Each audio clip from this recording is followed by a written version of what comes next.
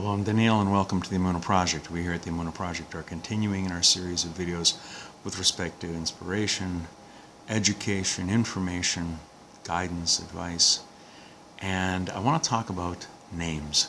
Specifically, great characters in the Hebrew Scriptures, in the Torah, and the significance in the names that they give their children. For example, Moses, Moshe Rabbeinu, called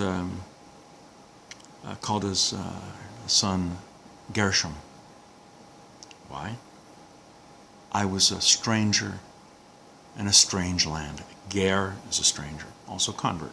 Ger has two meanings. I was a stranger, Ger, in a strange land. He named the son Gershom as recalling the past. When Joseph, the viceroy of Egypt, called his first son Manasseh.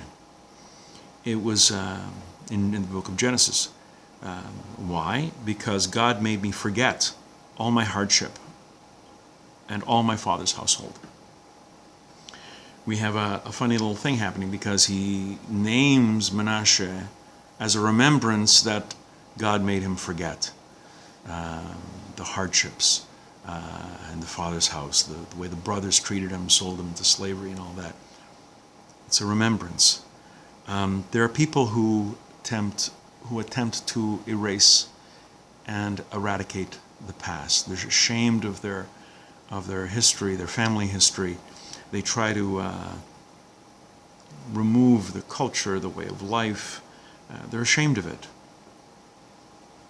Not so the observant Jew. We remember the past. We venerate it. We live in the present. We build toward the future, but at the same time, it's based upon a foundation that is of the past. The reason why biblical characters named their children symbolize the future were based on events that recall the past.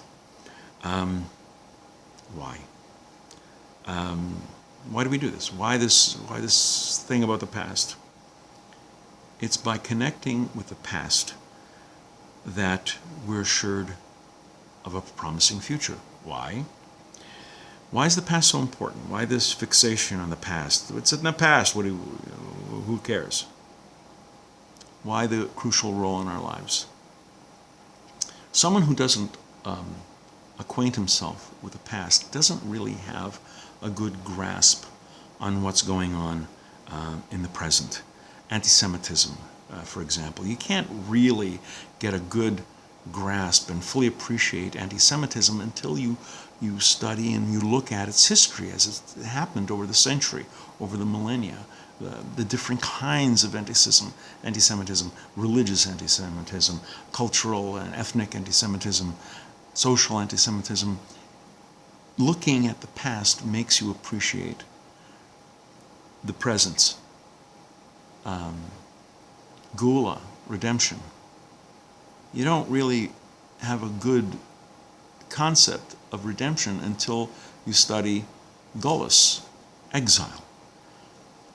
When you know our history of exile, of going from country to country, place to place, separated from our land, then you can appreciate redemption from that. You need that. You strengthen your identity. You strengthen your Jewish identity, and you heighten your Jewish pride. You become acutely aware of the many significant events and many significant achievements that our ancestors, our forebears, had throughout history. One who becomes acquainted with our past will become proud of it as he integrates this knowledge into his own life.